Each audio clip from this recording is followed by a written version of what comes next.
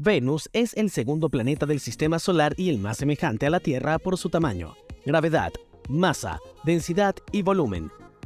No hasta ahí, Venus es inhabitable por su calor infernal. Ha sido de gran interés para la comunidad científica, lo que ha hecho que muchos países se propusieran estudiarle. Los soviéticos decidieron mandar una sonda hasta allá y recopilar información, ya que hace tiempo se consideraba que Venus era la hermana malvada de la Tierra, y que probablemente encontrarían características parecidas. Si deseas saber qué captó la sonda soviética en Venus, te cómodo y busca tu snack favorito. Esto es Espacio Mosc. Si aún no estás suscrito al canal, te invito a presionar el botón rojo y activar la campanita.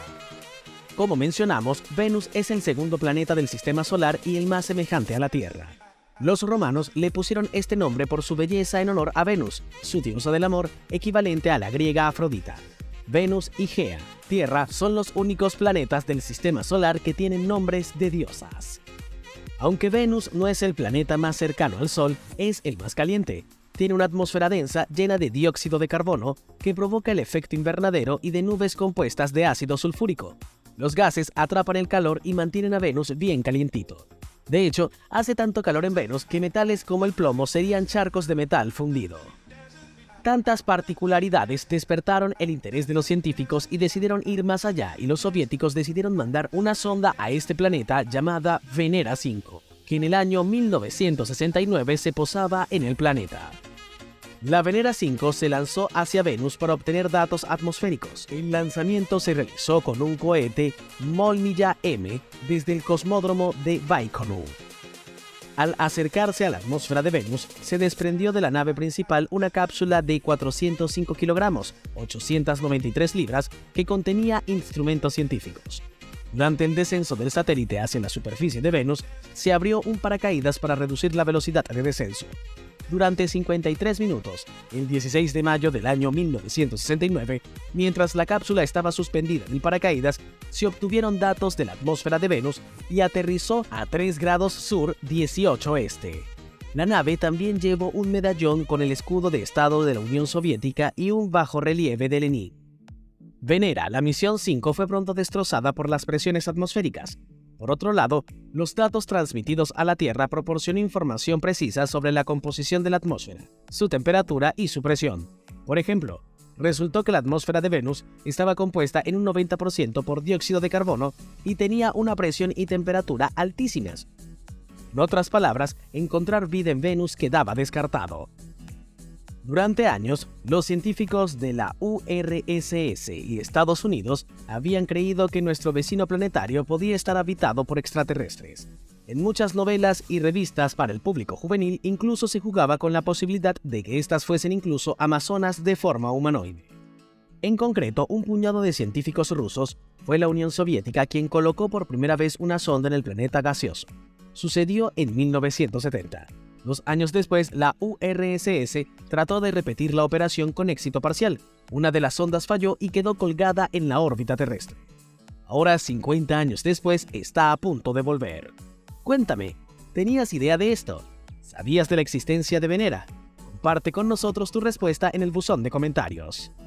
La Venera 9 4V1 número 660 despegó el 8 de junio de 1975 desde Baikonur mediante un cohete Proton-K. Se trataba de la primera sonda construida por la oficina de diseño NPO Lavochkin, una nueva familia de vehículos que aprovechaba la gran capacidad de carga del Proton.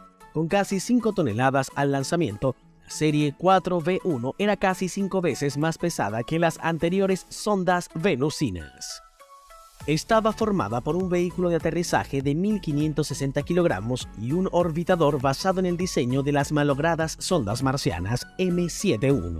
La Venera 9 había sido diseñada con un único objetivo en mente: fotografiar la superficie de Venus. El 22 de octubre, la Venera 9 se situó en órbita de Venus. Era el primer artefacto humano que lograba alcanzar la órbita del gemelo de la Tierra, gracias a su motor KTDU-425A. Ese mismo día, a las 3:58 UTC, la cápsula esférica con la sonda de aterrizaje penetraba en la densa atmósfera de Venus a 10,7 km por segundo, tras haberse separado del orbitador 2 días antes. La La cápsula medía 2,4 metros de diámetro y había sido construida para resistir deceleraciones de hasta 180 G durante la reentrada. Esto puede parecer una barbaridad hasta que recordamos que las anteriores sondas Venera habían sido diseñadas para aguantar hasta 450 G. Cosmos 482, la tercera sonda que en teoría debería haber hollado Venus, lleva orbitando la Tierra desde 1972.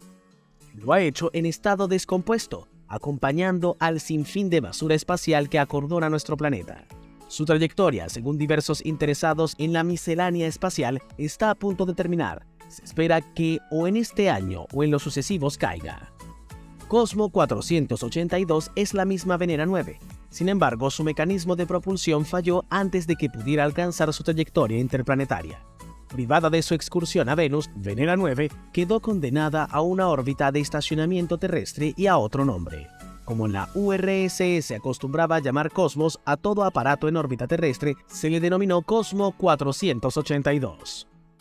Desde el accidente ha estado dando vueltas a nuestro planeta a la respetable media de 112 minutos por giro.